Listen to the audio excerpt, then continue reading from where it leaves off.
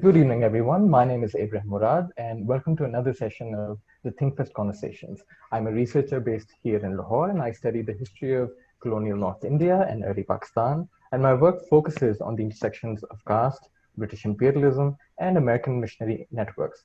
And so, with that in mind, I'm so pleased to welcome a, a great heavyweight amongst us for a conversation. Tony Hopkins is the Emeritus Smuts Professor of Commonwealth History at the University of Cambridge, and he's also the Emeritus Walter Prescott Webb Chair in History at the University of Texas, Austin. He holds a PhD from the University of London and honorary doctorates from the University of Stirling and Birmingham. He's also a fellow of the British Academy, and he's written extensively on African history, imperial history, and globalization. His first book was called An Economic History of West Africa, which was followed up by a co-authored and much celebrated book called British Imperialism. This was again followed by Globalization and World History, and then Global History, Interactions between the Universal and Local. And finally, we have American Empire, A Global History, which is now out in paperback. Let me show you a copy right here, if you can see. So welcome, Tony. Thank you very much. And may I say that it's a great pleasure and a privilege to be with you for this session. I had wanted, as you know, to be in Pakistan for the first time not so long ago, but that proved impossible. But at least I'm with you in a virtual sense, as we know very well these years. Just to add that if I am a heavyweight, I think most of it now is round my waistline. Right, right. Well, as they say in Urdu, der aaye durust aaye, or arrived late, but arrived right at the time. Okay. So to begin with, I wanted to ask, this book of yours has gained a lot of traction, a lot of very favorable critical reviews in both publicly accessible journals and peer-reviewed journals. And I remember when it came out, it was on every single bookstore that I could see. When you were framing this book, how is it that you conceived of the idea of the book? Yes, well, just to say that this was a book that was unplanned. I wasn't going to get myself involved in American history, about which I knew very little. But as I say in my preface, I was in Texas at the moment when the invasion of Iraq took place in 2003, and I'd just been there a year, and I was so frankly appalled by what I and my undergraduates could see to be a catastrophe that I put my existing work on Africa down and decided that I'd better try and work out how it was that the United States was doing such a thing. And it, just to add to that, that at the time, comments in the newspapers and elsewhere were full of discussion of empire. Was the United States an empire? Was it a good empire or a bad empire? And of course, I knew a bit about empire, so that was another reason why I was attracted. Of course, I didn't imagine it would take 12 years or so before I finished the manuscript, but that is true of nearly all academic life. Well, you begin your book with an eloquent but somber tale of Indian military forces that are sent out into modern-day Iraq by then Viceroy of India sitting in New Delhi. Could you talk a bit about that episode and share with us why you decided to begin with that in your book? Yes, well, the episode itself goes to the First World War and to the battle which was taking place over what we had come to know in the West as the Middle East. And it was that, through the interests of India and the Suez Canal, which brought the British forces into Basra and on their way, supposedly to Baghdad, because, of course, the opposing forces were those of the Turks who had allied with Germany and were supported by German officers and personnel and the materiel. So that was what was going on there. And the British got badly corralled and defeated before they got to Baghdad. So that's that part of the story. And what was the other part you wanted me to talk about? So how in a book that's The Oh, title says yes, American I have. Empire. Yes, I have it. You have to allow for somebody of my great age, because I had my 150th birthday not so long ago. Yes, well, all my previous books, as I realized very late in my career, the ones that had been about big syntheses, what was the cause of British imperialism? How do we explain economic backwardness in Africa? These are huge themes which defeat everybody. Now, I had written them at a rather constant level of generalization, like in an aeroplane at 35,000 feet. And when I came to write American Empire, I felt for some reason, age, experience, I don't know, freer to write as I had decided I really wanted to write. And so I thought that I ought to make an effort to have a contrast between a broad general theme and occasional illustrations of how it was expressed by ordinary people and how it affected them. And so it seemed appropriate to begin with a little micro episode, which I then tried to show was representative of much larger forces. Right, right. Following up from 9/11, there's a running joke here in Pakistan that there's a lot of US aid money, obviously, that came in when our beloved dictator decided to align with the US. A lot of also went into the US for their higher education, for their PhDs and whatnot. And there's a lot of 9/11 scholarship that has come out, as well as a lot of books on US history, many of which are, of course, narrative histories as well. How is your attempt different, and how is your framing different, and how does it add to our understanding of the US? Right. Well, although I began with the immediate effect of the invasion of Iraq in my mind, my book definitely evolved in such a way as to take, as you can see, a much bigger and broader view of the United States in world history.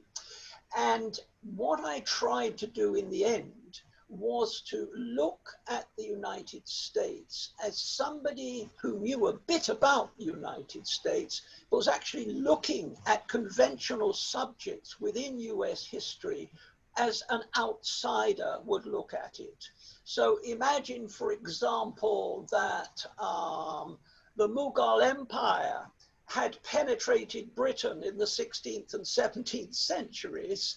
You would be very interested as Pakistanis, Indians, in the consequences for those people and for yourselves. And we, as the subjects of that empire, would in subsequent years be fascinated to know what were these influences upon us. Why is it that they declined, and what effect did they have? So I was trying to take a big view of the role of the US in the world, but instead of looking at it from the inside and kind of bolting the rest of the world onto the United States, with always the impulse coming from the United States, I wanted to try and set the United States, at least in a broader conception of total Western development. Well, they say what's in a word. What does empire mean for you? Yes, right. Well, empire is, of course, one of those huge words like state, class, etc., which we have to use and yet always defy precise definition. And the problem with using the term is we can't do without such terms, but when we use it, we have to try to be specific in the way we are using it for the particular purpose we have. There is no one final formula that will apply to everything. But as long as you use the term in such a way that is defined and fits your purpose, then at least you've explained that and people can agree or disagree. And in my case, my definition of empire is not just some big power that influences people, because that would apply not just to Rome, but to Venice, to the Mughals, etc., etc. But once you start thinking about it, the differences between the United States and Venice or Portugal in the 16th century are enormous. So that's just no use. So I decided that the predominant characteristic of the empires of what I'm calling the modern period, let's say the last 2 or 3 centuries, were that they were territorial. They may have gone over the sea, of course, but they wanted to go over the sea to reach land. And when they reached land, they did their best to incorporate and colonize in a literal sense of settlement or bring under control those places they penetrated. Increasingly in the 19th and 20th century, the ability to penetrate and control got bigger. So my definition is of a territorial entity. And that has all sorts of implications for understanding how you categorize the United States and how you especially address it in the period after World War II. Right. I'd actually like to follow up on that in terms of asking about the timeline of the book. What is the time frame that you cover, and why is it that you chose it? Yes.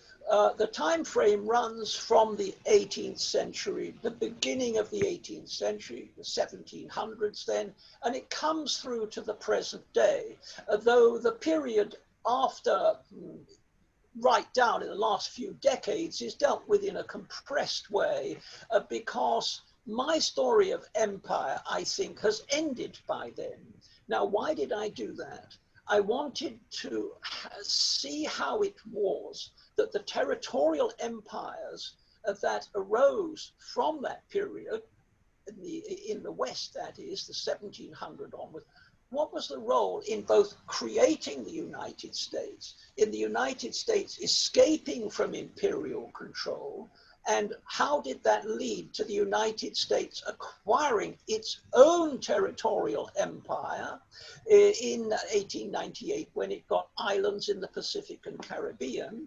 And then what happened when it lost those after World War II and became still a great power, but not a territorial power? And in my view, strictly speaking, applying the term empire to it in those recent decades is inappropriate. It's a different kind of animal. You may say it's imperialistic, exploitative, or whatever you wish. All of that certainly very influential, but it's not an empire, because you cannot legitimately compare the United States after 1945 with countries like France and with Britain in particular in the 18th, 19th, and 20th centuries, because the whole apparatus and the purpose of integrating other countries had changed. Right, right. Well, if we were to compare, there are a lot of people, a lot of very well-known scholars who've come out with terms like benign empire, and Yes. left, right, and center. We have these qualifiers that are Yes. available to us whenever we want to talk about Yes. the U.S. And Yes. certainly in our popular imagination, the U.S. looms large when it comes to power. But do you think this is advisable? What do you think of these qualifications? Well, I think once you start qualifying your terminology in that way, you risk muddling things. You see, the notion of a benign empire muddles, in my view, 2 things. It muddles the word empire as a set of structural characteristics which are neutral with regard to whether they're bad or good, okay? You need to define this thing because it's important. Whether you like it or not is a separate issue which derives from the way in which this entity called empire functions. But if you call it a benign empire, you're importing into the definition the notion that, well, it wasn't so bad after all. Now, I would much prefer to decide whether it's an empire or a hegemon or something else, and then assess the costs and benefits. So you would, in fact, prefer the term hegemon then? Well, I do use the term because it became popular in the Cold War language of the 1970s and 80s, and it's still around. But that term, which was invented by international relations theorists, of course, has its own problems of definition. Broadly speaking, it's used typically to mean a leader. That's from the original Greek, the notion of a hegemon. But whether the leader can lead by force or just persuasion is indeed discussed and disagreed about. And also you come across the question of whether the hegemon is a good guy or a bad guy, which is a separate question to what kind of power it has and the means by which it exercises it. So I think the term was originally used as a way of trying to soften the notion that the United States might be an empire. And because the word empire in the context of the Cold War, has some very bad connotations. So I think it was used with a sort of political purpose, but it may well be useful. I call it an aspiring hegemon because I don't think it was as influential as is currently thought. But nevertheless, it has its uses if you're trying to describe a major power in the late 20th century that was not, in my view, a formal empire. Mm-hmm.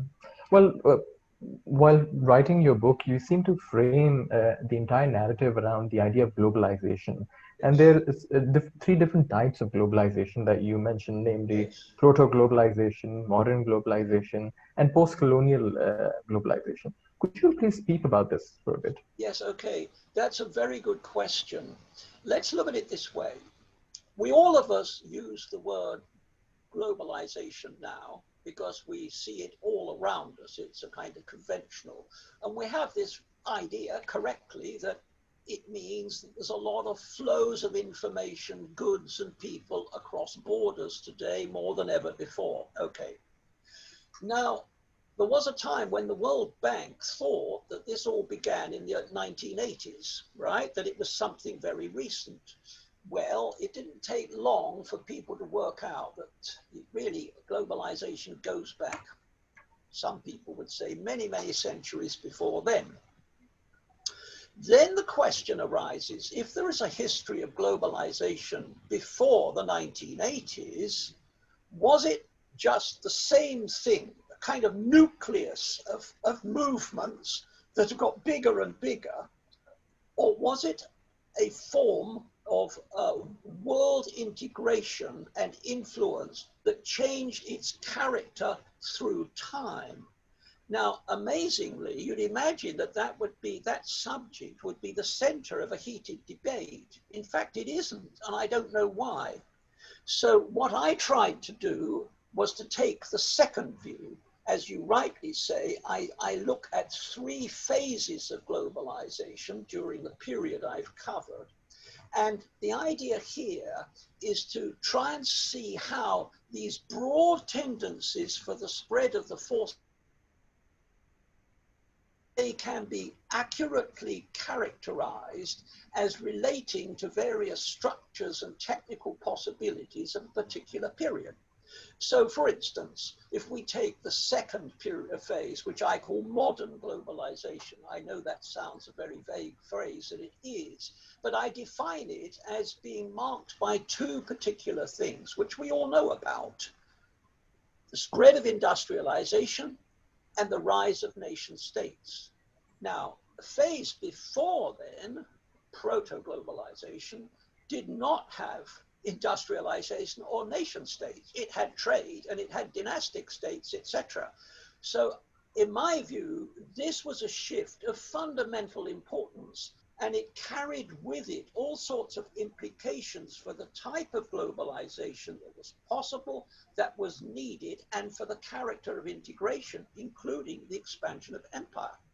Then finally, when you get after 1945, this expanding flow of globalization and its influences can be seen again to have altered, because, putting this briefly, the character of world trade changed. It was no longer a question of buying manufactured goods from the advanced centers in exchange for raw materials. All that changed. Then something else happened. There was, for the first time in world history, a rise of a whole conception of human rights, which we're still trying to work out, but which nevertheless marked a major shift from the assumptions beforehand. Just think about it. The whole of empire was based on the notion of racial superiority. Now, once you get human rights and a sense of equality, this legitimation or this support for empire is taken away.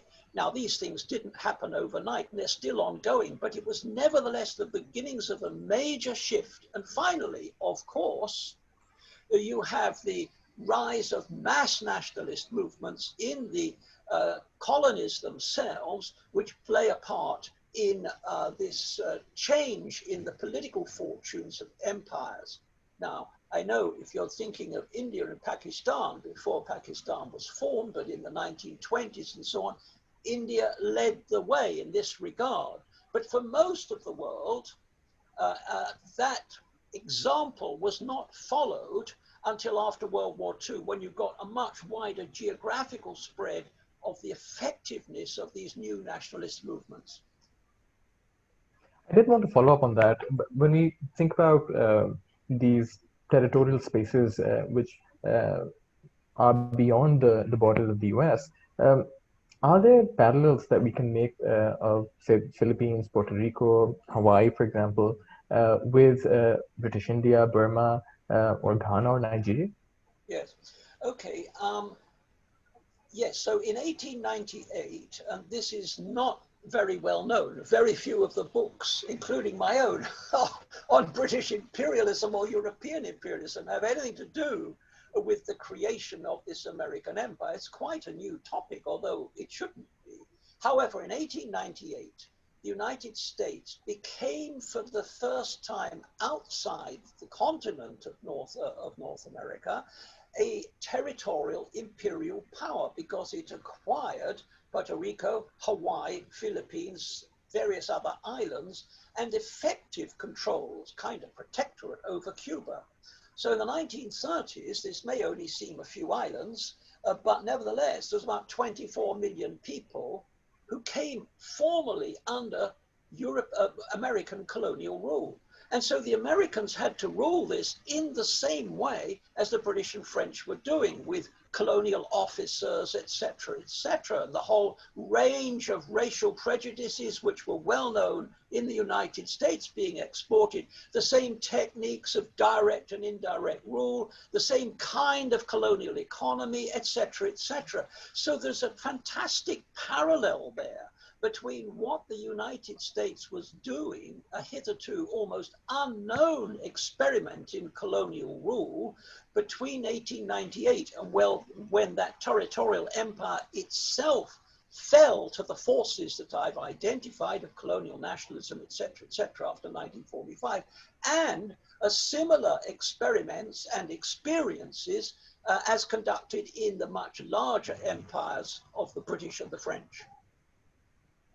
I was wondering, how does the idea of race and race relations come into empire? And because, of course, there's a whole story to be told within the US, but specifically in its relation to these colonies like Hawaii, Puerto Rico, the Philippines. How does race relations play in this?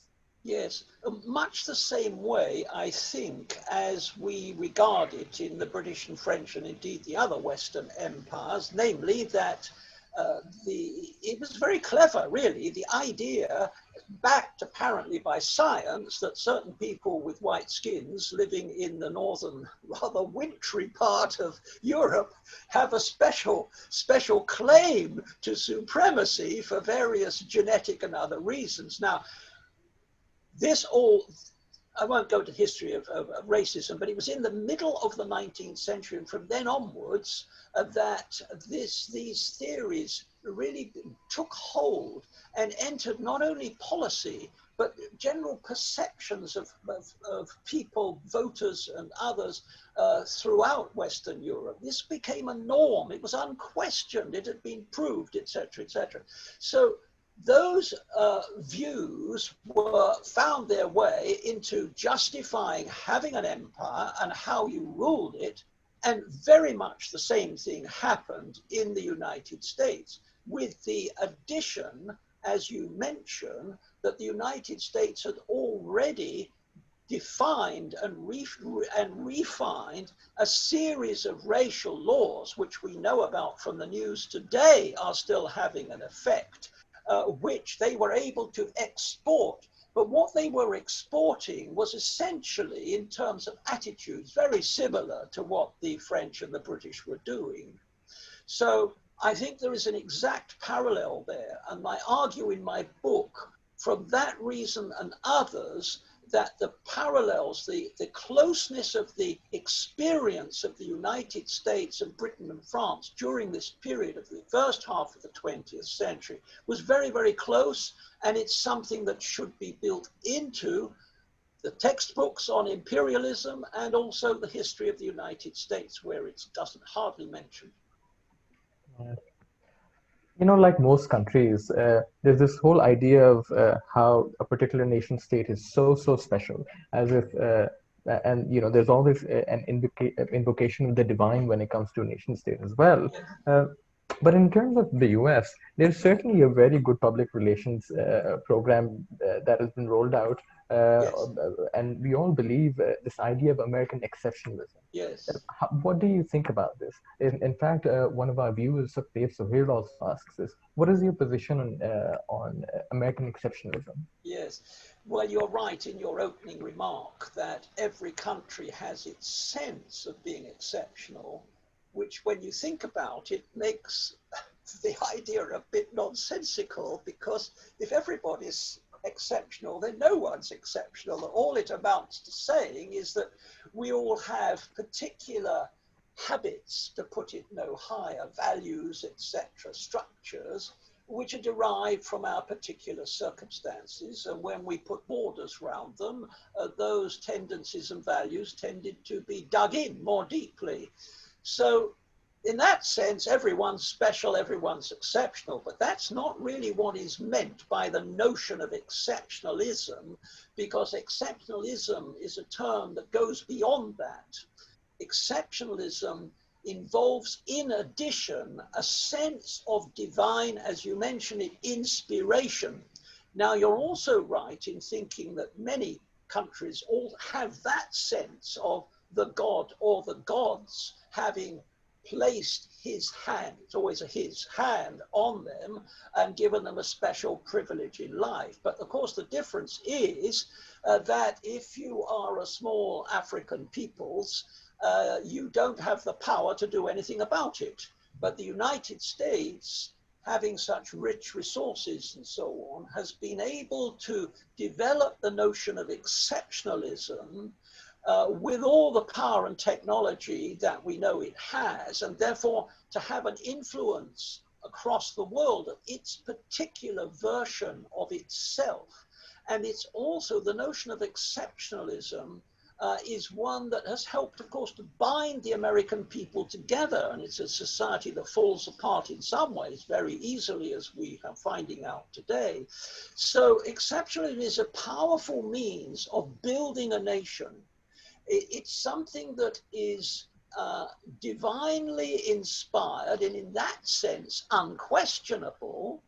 It's something that is broad enough to unite people irrespective of which bit of the country they live in. It can even straddle rich and poor as well. So it has this unifying quality. And of course, it's very good for self-confidence and the ego. We are exceptional. So when President Trump talks about making America great again, he doesn't go beyond that, but he leaves you with the assumption that there's always been this greatness, which is actually rather special. It's a characteristic of a chosen people who have a mission to spread their particular version of capitalism or the good life across the world. Right. Thinking about exceptionalism, what is the role of geography, do you think? Given that unlike European empires, which had to compete with their neighbors, I'm thinking of, say, Britain, with their neighbors, the US has never had competitors around itself geographically. Correct. I think that's a very shrewd point. So in a way, the United States had to build a sense of national unity without, after 1783, when it became independent, without a serious threat from the outside world until Hawaii was bombed in World War II. So how did they do it? Well, they had a problem because it wasn't a small country with a homogeneous ethnic group. It was a vast and developing half continent with immigrants coming in increasingly from all over Europe, and of course, further than that, more recently. So the headache was, we want to build a nation state to try and hold all this together, but how can we do it? We've got people now who don't even speak English, you see, as a first language. So there's a serious problem. So looking around for binding tools, so to speak, the people who were kind of formulating policy, the people who were opinion leaders in the 19th and 20th century, the presidents as well, turned to the notion of exceptionalism, which, if you remember, is linked up to this particular sense of Christianity, Protestant Christianity in the United States. So exceptionalism is both secular, that is to say, it deals with the real world, with technology, with standards of living, and it's also a spiritual inspiration. So you can try to develop the idea of exceptionalism, not just or not even because you're being pushed from the outside, that would make it easier in some ways, but because you need to do so, because otherwise there's a powerful question, what on earth is holding this place together? That's right. That's right. Well, moving away from Britain and going south from the US, Sukhdev Sohil asks, could you please situate American empire in relation to South America? And how is it different from French and Spanish empires? Yes. Uh, the United States, of course, early on, that is to say, even from the 1820s, the United States was trying to suggest to the rest of the world that it had special privileges in the whole of the Americas, that is to say, South as well as North. This was actually known as the Monroe Doctrine after a president of the time, but it really didn't amount to much. And although we have to think of the US interest in South America, Latin America as a whole, as being, of course, of long standing. And the closer you get to the United States with the Caribbean, with Mexico, of course, the closer the relationship and the greater interest and influence of the United States. But if we move to South America, then the interest of the United States, although it dates from the early 19th century, was not extended to South America until really the 20th century. It was only during World War I, when the British and others were preoccupied with other matters, that the US began to go into Chile and so on. And it's really after World War II that what we look at today as being the typical range of US influence in Latin America came to pass. And that was the time, and then with the Cold War, of a great deal of intervention, et cetera, et cetera. But it's relatively recent. And of course, that then caused a backlash, a blowback, as they say, because of the rise of nationalist pressures of the kind that I mentioned were typical of this third phase of globalization after 1945. Right. Well, Kamran Baloch, one of our viewers, wants you to evaluate Noam Chomsky. So Noam Chomsky, in his book Power Systems, Yes. claims that USA was established as an empire by stating the desires of founding fathers and the imperialistic desires that it led to Western Hemisphere. He also distinguishes between American imperialism then and now. Do you agree with him? Well, let me put it this way. I think that Chomsky's heart is in the right place. But I think the analysis he derives from that has what I would call a political validity rather than a scholarly validity. Let me explain that, because I've just invented that, that difference. I would put it this way. Think of two kinds of history. The history used validly for politics and the history for scholars. So at this moment, we have a big debate about pulling down statues of slave traders and so on. And that has led to all kinds of judgments about imperialism and so on. And anyone who was tainted by racism and so on has to be out. And that seems to me to be true as far as it goes if you identify a racist and you can connect it to a political program, which I happen to think is, I agree with. However, if you were actually to ask me, well, and this is where the Chomsky point comes in, because his notion of imperialism is all embracing, his notion of empire is all embracing. But if you take, just to give you this analogy with slavery, let me indicate to you what the scholarly view would be. Not to deny anything I've said, but then I would have to say, as a specialist on Africa, I'd have to say, well, wait a minute. What about the slave trade to the Muslim world? What about the slave trade within Africa before the Europeans came, you see? So are we going to demand, or should Nigerians demand reparations from some of those Nigerians who enslaved them? Now, you see, anyone who says that, especially if they're old and white like me, runs into the danger of being caught, you see. You're trying to defend slavery. Do you see what I mean? Now, logically, I'm not defending slavery, but as a scholar, I can remember for the first time arguing that Africans engaged in slave trading in 1964 when it was unpopular to do so, and I didn't like doing it, but that's what the facts said, and of course that's now very well known. So if you see my point, coming back to Chomsky, I think his anti-imperialism has a great deal going for it, but in order to make political capital, which is valid, he has to advance a notion of imperialism and empire, which is totally all embracing. And that's the kind I spoke about at the outset. Whereas you can see by analogy that you really, for a scholar, this really flies above so many of the relevant facts. Right, right. Good questions. Thank your questioner. Verma Suresh asks, is US empire based on the premises of claiming as democracy, but supporting and using dictators around the globe, and when for its own purposes are achieved, and when they're actually achieved, dump them or get them killed from its own population through a coup?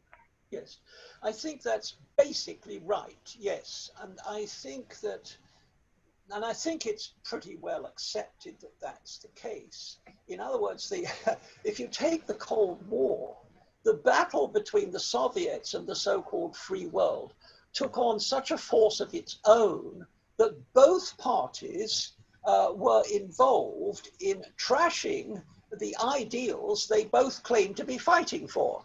And so the rationale would be, of course we want freedom of expression and democracy for everybody, but at the moment we can't have it, and we've got to sort of stamp out these bad things before we can move on. That would be the rationalization, but in fact, instead of just being a means, it became an end. So you put these people in place who are going to do your bidding, and then you keep them there because you can't then trust anybody else. So I think that the gulf between the ideals, proclaimed ideals, and the reality is so profound that it might even make a young person cynical, though I hope not. Well, Dibesh Anand asks, the US seems to be a unique case where the natives are not the agents of empire, but victims of it, while it is the migrants who become the engines of empire. Do we see the same in mainland Britain, or is it different? Wait a minute, there's a lot there. Where just do the first bit again, the first part of. The US seems to be unique, to be the unique case where the natives are not the agents of empire, but victims of it, while it is the migrants who become the engines of empire. Yes, Do we see the same? today, yes, yes. Well, that's clever, and it's a clever contrast. And I will go along, top of the head, I will go along with a lot of that. I think if I started thinking about it seriously, I might have a scholar's view rather than a political view, but I think that's rather neat, yes. Another way of putting it would be in the famous phrase of the empire striking back, because, of course, in the 19th century, the great flow of migrants was from Europe outwards and the settlement colonies and so on. And now, insofar as they can get into Britain, the flow is a reverse one and has been for a long time, as you well know in Pakistan, of course. And the remittances from such people, especially Pakistanis working in the Middle East and so on, is of vital importance to the home country. So yes, I think this reverse colonization, and if you add something to it, which would frighten everybody on the extreme right, which if you gathered, I'm not, if you take the fact that the clever whites have succeeded in devising a society where our birth rate is falling so fast that we're all going to die out soon, led by the Japanese, whose population is declining rapidly. So we are going to die out, and we have two choices. We either put a load of money into supporting true white families at home, or we do what we've done and try and have cheap migrants and hope that there aren't any problems, which we've discovered, of course, that there are serious problems. You just can't take people, expect them to become British, or else to have a kibbutz of their own and no relationship to the host society. It's the lazy, slack way of doing it. Either of these courses requires a load of money, which no government has been willing to do. So we are muddling through. By we, I mean the whole of Europe, basically. Right, right. Well, Yakub Bangish asks, how far is evangelical Christianity and evangelical Christian thought making the political agenda in the US? And I suppose that goes for today, but also historically. Okay, well, yes, that's another good question, and thank you for it. Whenever I say a question's good, by the way, it means I probably can't answer it, but there you are. I'm used to that. It's the story of my career. Well, of course, the evangelical Protestantism has been a major force in the United States from the 18th century. Having said that, I won't go into the details. It's had its undulations. It hasn't just been a steady expansion. In fact, there have been various retreats in the popularity and enthusiasm. These waves come in. They're known as awakenings. And the last count, I think there have been 4 great awakenings. So you have this image, firstly, of a country which is heavily reliant on its religion. And in the case of the United States, it's a reaction against too much science, too much rationality, too much of the kind of Enlightenment thinking that also underpinned the French Revolution. It's that kind of reaction. And as I mentioned in answer to your previous question, the evangelicals have also been at the center of this whole notion of exceptionalism. So you've got that long history. And if you come down to the present, you can see what I said earlier about the way in which these fluctuations occurred, or the extent to which they did, that in the recent decades, evangelicalism has been, or shall we say, a radical Protestant Christianity has been prominent at some times and less so. So, for instance, under George Bush, you had prayer meetings in cabinet, the evangelical influences and people were very strong in the White House. Under President Trump, this is less so. So these things come and go. And religion itself is changing. I mean, the number of people, there is a sense now in which secularism is growing, or at least a sense that religion is a sense that active adherence to religion is no longer as important as it was. And when you look outside the United States, particularly at areas where the US's missionaries have been very, very influential, or tried to be influential, and made very few converts, by the way, but in Africa, in the Pacific Islands, South America, they made very few converts. But what has happened there, especially in South America, is the rise of Pentecostalism. And Pentecostalism is a form of Protestantism that, putting it crudely, gives power to the people. It is a very sort of democratic form of religion, of active participation of ordinary people, which has swept through Latin America, even driving back Roman Catholicism. Even India and Pakistan? Yeah, okay. So that roughly is the kind of rough story of what I would say about that subject. Right. Many commentators join Modi, Trump, Bolsonaro as products of a new populism. Do you share this analysis? What do you think of the Trump phenomenon? Well, okay, it's another big word: empire, state, class, populism. And so we have to be a bit careful what we mean. In this context, I would say that populism can be seen as, broadly speaking, mass protests against the governing elites, because there have to be elites, mass protests against the governing elites, which take place outside the formal structures, institutional structures of power.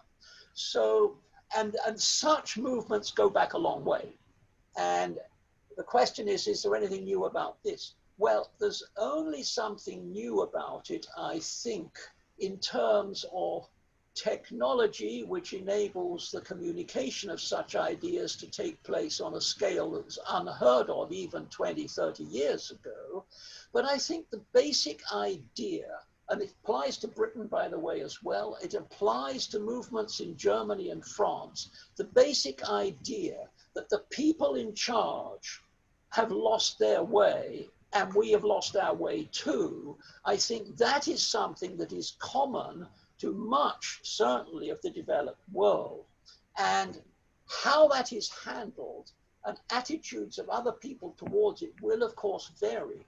But the United States, with its sense of exceptionalism, with its sense of locality, because it's a federal structure, it's a vast, diverse state, it's very easy for people to feel disaffected from a distant federal center.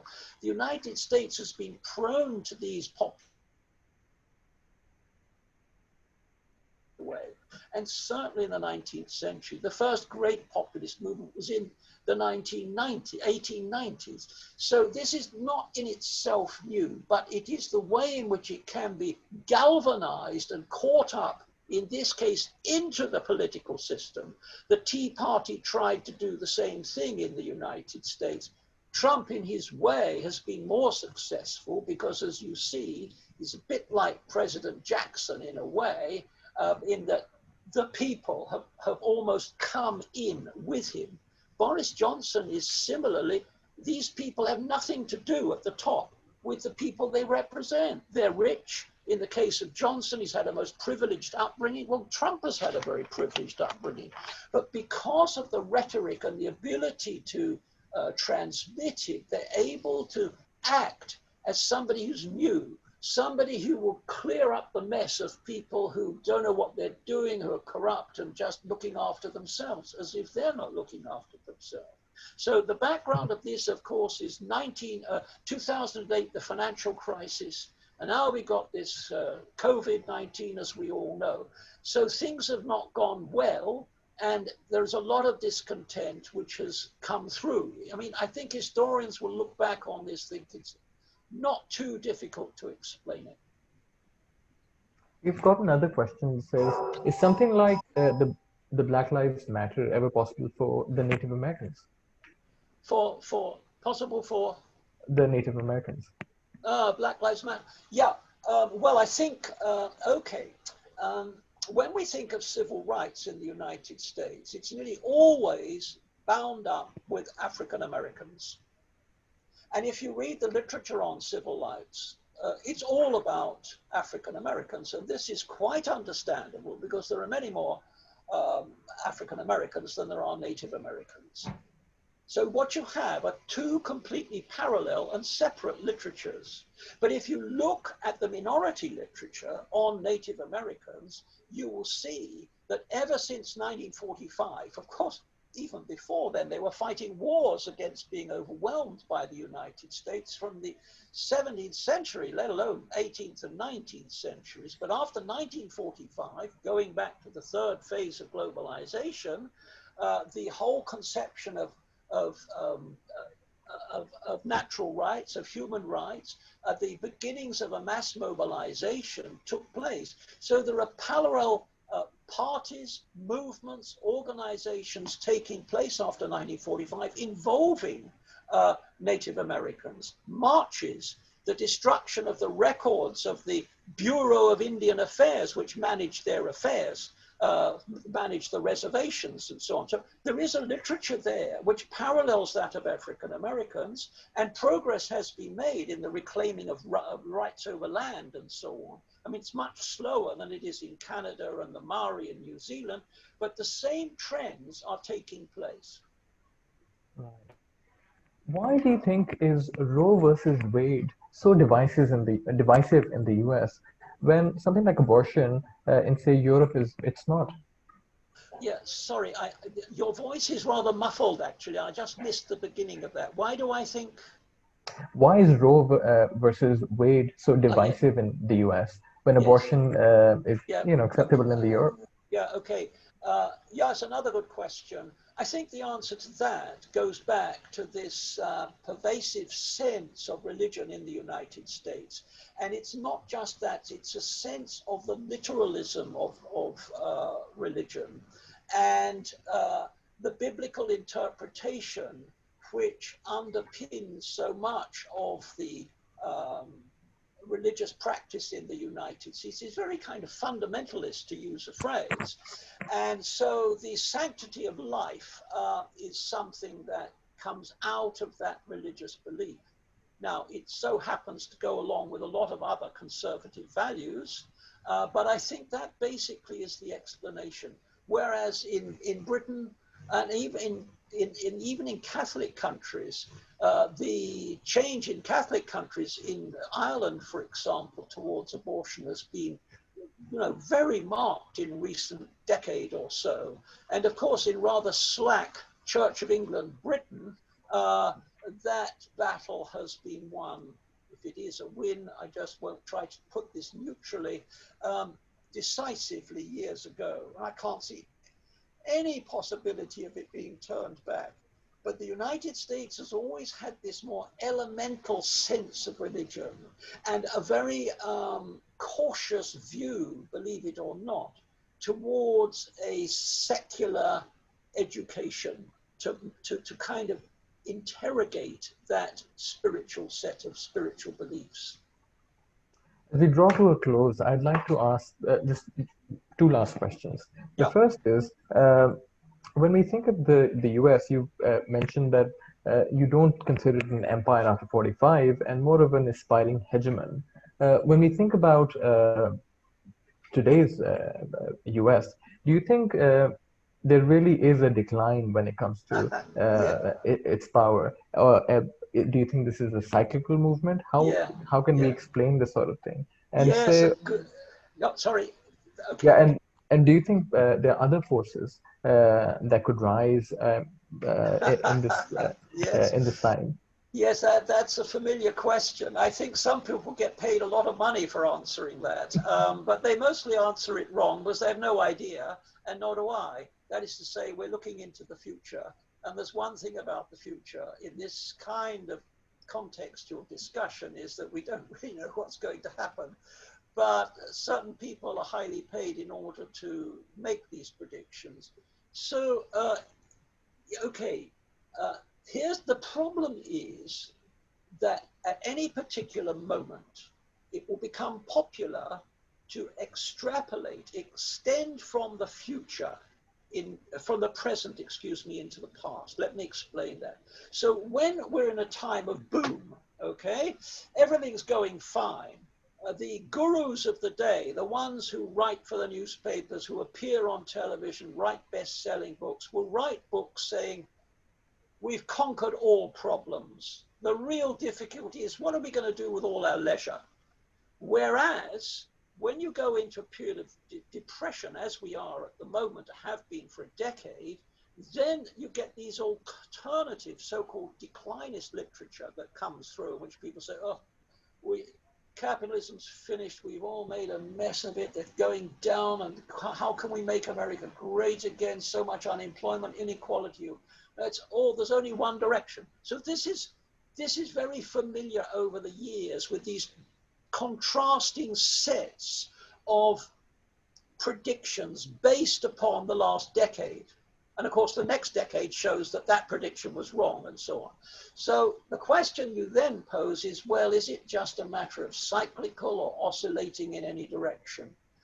Well, my guess is as bad as anybody else's here, and it's not at all novel. And that is that my book argues, and I think this is unconventional, but actually takes a certain credit from recent developments. My book argues that even when you look back on the United States and its power in the world after 1945, big though it was nothing like as comprehensive and as effective as people have thought.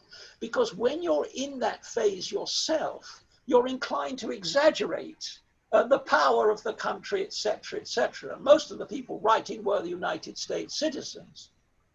So I've already suggested a modification to that period. So when we come to the present, you build in the obvious feature of the extraordinary rise of China. And then the developments elsewhere, in India particularly, but elsewhere too, you begin to sense that, and you look at the United States, the very fact that they've elected somebody like Donald Trump, a populist who's got the rhetoric like Johnson has got the bluster, the same thing here, but without any real policies of anything that are going to deal with the big problems of the world, that is an indication that people are really profoundly disturbed, rightly, I think, about the state of their country. By the same definition, there's not much sign of them doing anything about it at the moment, because they're just caught in this situation. My own prediction would be that with all the dangers of extrapolating from the present, I think it's very hard to envisage a 2050 in which China is not even more powerful than it is, and in which the United States may not advance much above the level it has now. It has the biggest military in the world, but it's got to have to pay for it continuously, and we'd have to see what happens. I think that these two powers will be in some form of what we hope is still Cold War competition, and that what will happen will be a kind of multipolar situation in which it won't just be the United States and China, those will probably still be the two dominant powers, but you've got India, you've got other countries developing, you've got the European Union if it can hold its act together. So I think there will be several centers which will be both competing and cooperating, which I think is probably the best hope we have. Right, right. Well, before I ask you the very last question, I have one more that I want to squeeze in. You're a scholar who has range. You worked in African history, economic history, British Empire, and now the US. There are now a lot of excellent scholars coming out of South Asia who are writing these really innovative writings. I'm reminded of Tariq Ali's commodity history around jute. There's now Pallavi Raghavan, who's done a very interesting book on India-Pakistan relations, but also through a sort of transnational, internationalist perspective.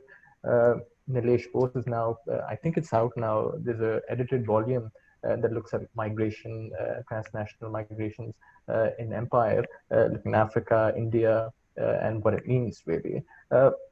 But I don't think any new scholarships dealing with the US in that sort of regard, or the American empire in that regard. What advice would you give in terms of newer ways of thinking about South Asia, for example? Well, of course, I'm not going to tell you, although you're in Pakistan, about South Asia. Um, I would say, just going back to basics, that all of us really come out of a base of national history. If you look at any department in the United States, Britain, France, Africa, and I'm pretty sure India too, the majority of people will quite understandably be working on the history in history departments of their own country. The proportions will change, but it's nearly always a majority. Sometimes, I've done a little study of this, sometimes up to 3/4, okay? Now that's one thing, and I think it's highly desirable. But we have to remember that we're living in a globalized world. We take that is something you don't even argue about. You know, you may argue whether it's good or bad, but nobody argues that we're not there. So there's a contradiction here. We produce people who know an awful lot about, often, intricacies of their own country, but not a great deal about the rest of the world. So I think that if we are going to get on terms with the true weight of influence of these non-national forces, we do all have to become a bit global in one way or another. The danger there, of course, is doing what I do and be very superficial about things, but it is nonetheless possible to have a national or regional basis and work out from there. So you can think of various, how can we put it, complexes. An Atlantic complex is one, a Pacific complex is another.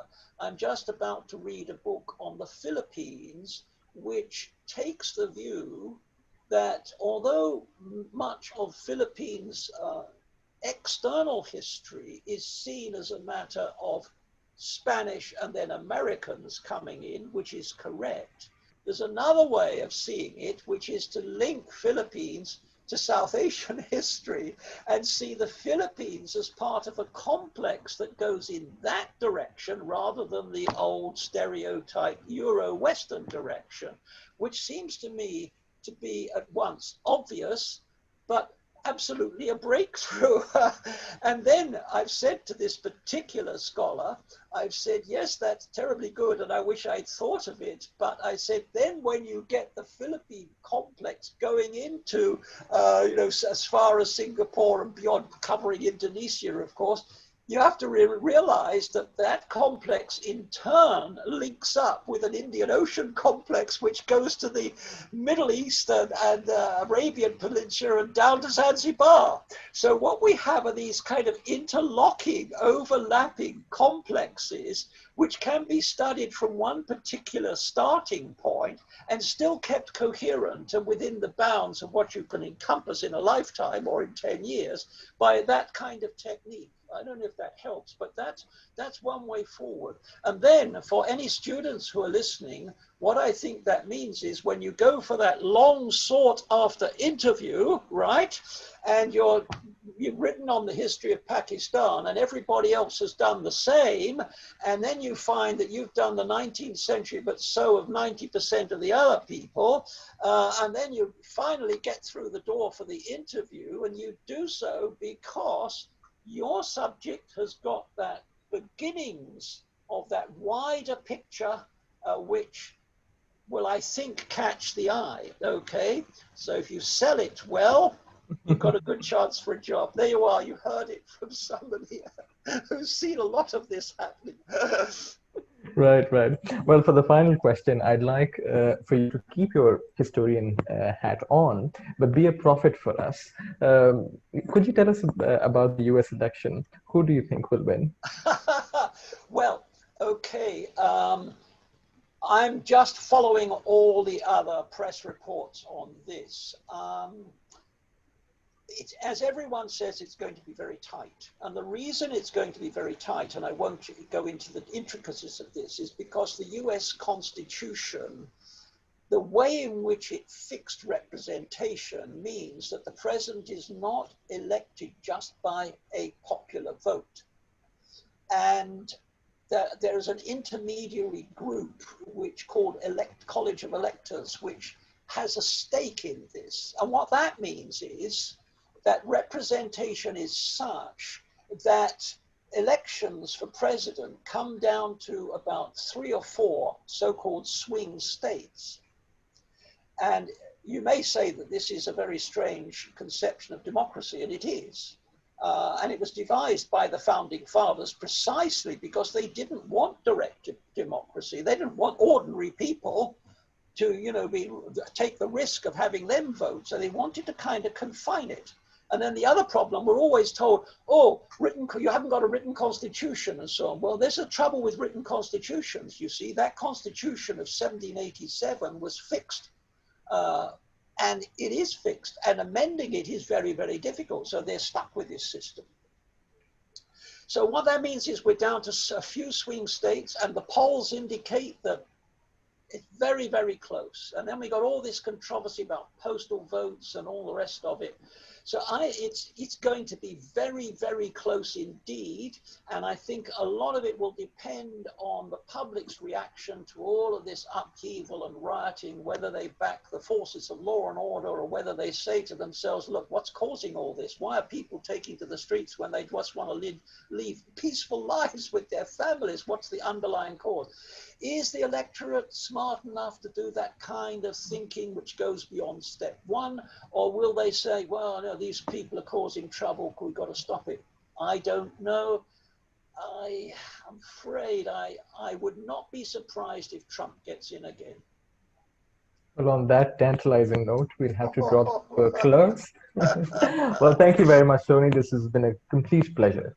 Well, my pleasure indeed, and it's great to, after our exchanges by email, to see you and speak with you, Abraham. Thank you so much, and goodbye, everyone. Okay. Bye-bye. Bye-bye.